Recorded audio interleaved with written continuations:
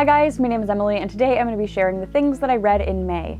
May was a pretty okay month. I read a lot of really good things this month, nothing I was too disappointed with. So there were actually two books that I started and didn't finish, and those are American Gods by Neil Gaiman. Now, I started this as a buddy reads with JD Estrada, and I'll put that on the screen so you can go follow him. So we got part 1 done in May, and then we're going to continue with parts 2 and 3 over the next couple weeks. The other book that I started and didn't finish is The Wolves of Kala, which is the 5th book in the Dark Tower series by Stephen King. This I am working on for the DT Project 17. The video for book 4 has been filmed, I just haven't had the time to edit it. Work is absolutely insane. Those are the things that I started and didn't finish, but I will share with you the things that I did start and finish, and they are amazing. I am going to start with Uprooted by Naomi Novik. This was recommended to me by one of my thesis buddies. This is a story of Agnieszka. She is a girl living in a village that's ruled over and guarded by a wizard called the Dragon. The dragon lives in a tower, and every 10 years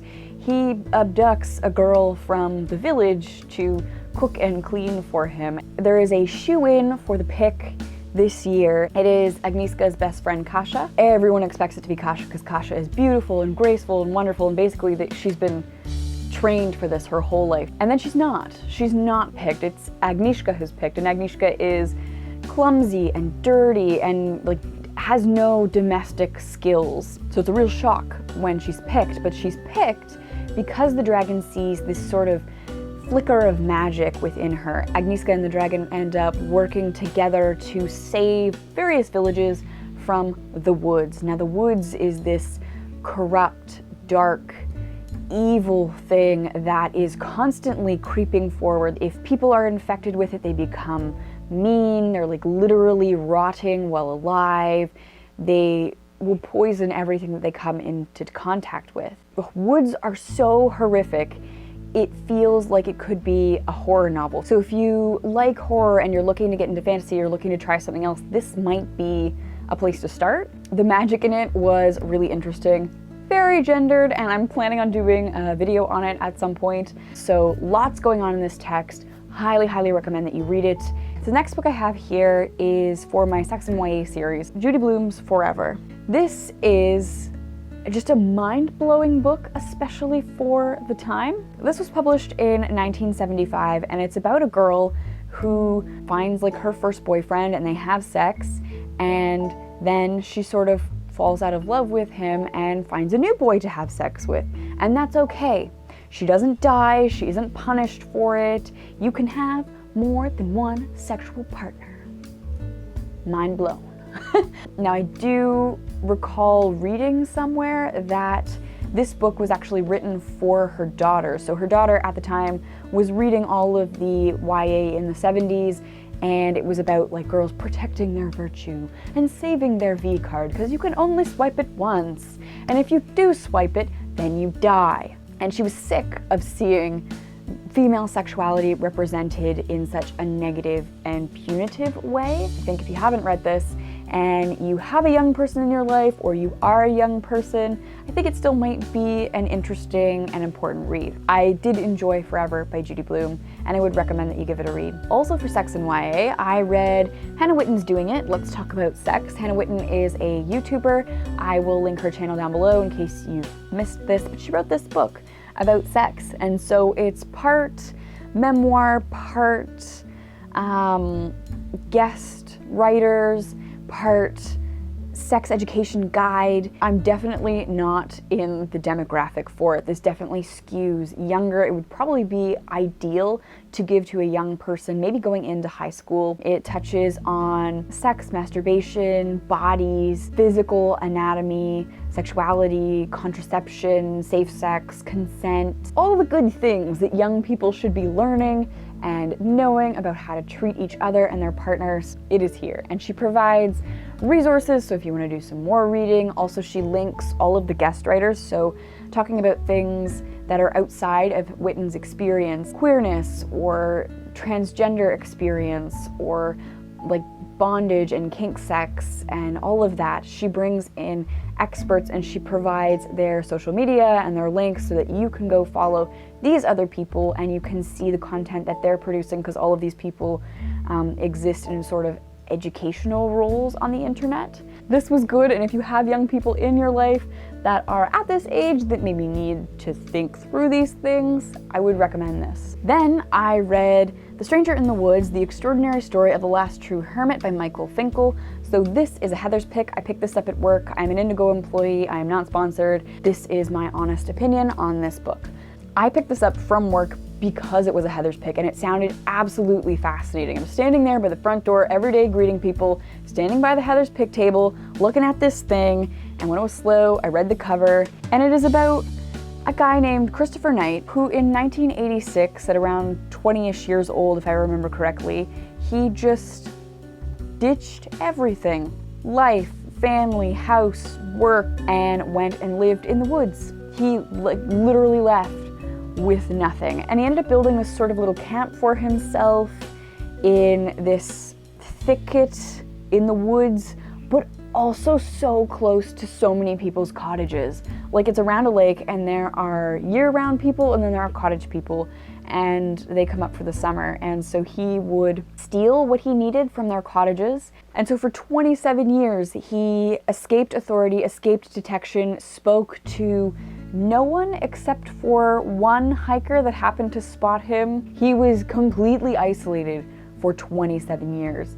This book does a really interesting job of going through his story, his experience, and there's no reason. He has absolutely no reason for taking this step away from humanity and isolating himself. Parts of the book look at different sort of medical approaches to diagnosing him as mentally ill in some way versus resisting that reading and accepting the fact that he just chose not to be social for 27 years. So the next book I have here is a piece of YA literature that was highly anticipated by many, many people, and that is The Upside of Unrequited by Becky Albertali. I did really like Simon versus the Homo sapiens, so I was excited for this. So this tells the story of a set of twins, Molly and Cassie, whose parents are lesbians and they are adopted. They're divided when Cassie sort of falls in love and becomes preoccupied, and Molly is forced to pair up with Cassie's girlfriend's friends. Like, they're trying to double date, and that's not really going well. Like, Molly's trying to make it work, but it doesn't quite feel right, and then she's got another boy at work that, you know, they have more in common with. And so it's about relationships and the changing dynamics as you age. It's about finding love, finding what is right for you opposed to what is right for other people. Like, you can't please other people. You really do need to make choices for yourself. The representation in it is great. I didn't like it as much as I like Simon versus the Homo sapiens. So like, I understand that my best friend and I have a relationship, and my partner and I have a very similar best friend relationship. I can have more than one best friend. As an adult human, I understand that. Molly doesn't seem to get that if you make a new really close friend, a new best friend, you don't have to ditch your old best friend. Like, I could understand and I could sympathize with her, but that didn't necessarily make for the most enjoyable reading. There were other parts of the text that I really liked, that I thought were really important, but that makes it like less appealing than Simon. Like, I definitely found Simon more appealing as a character. I did think it was a good book. I do think it deserves the hype that it's getting in terms of representation. That's just maybe something to be aware of. The narrator does feel like a really immature 17. Then I read The Little Book of Hygge. Did I pronounce that right? The Danish Way to Live Well by Meik, Wiking. This is just a book about hominess and the Danish way of living in a way to make yourself happy. So like, focus on downtime and family time and good meals and cozy spaces. So blankets and candles and pillows and reading and board games and regular movie nights, and just sort of creating patterns in your life that are familiar and cozy and homey and safe. It was an interesting read. It was a really interesting read, and this in particular is a beautifully designed book.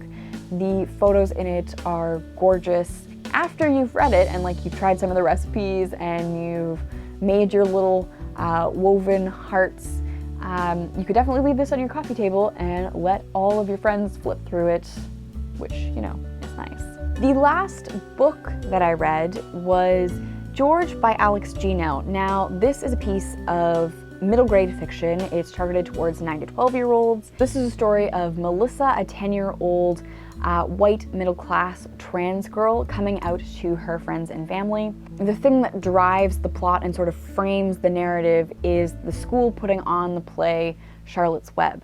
And so Melissa really wants to play the role of Charlotte, but her teachers won't give her this role because they view Charlotte as a girl's part and they view Melissa as a boy. It is about Melissa coming out and making that transition as a very young person. She is very sure of her identity, and so to have her identity recognized and affirmed by her peers in terms of her friends supporting her and eventually her family supporting her is really, really important. Notice that I have been saying Melissa.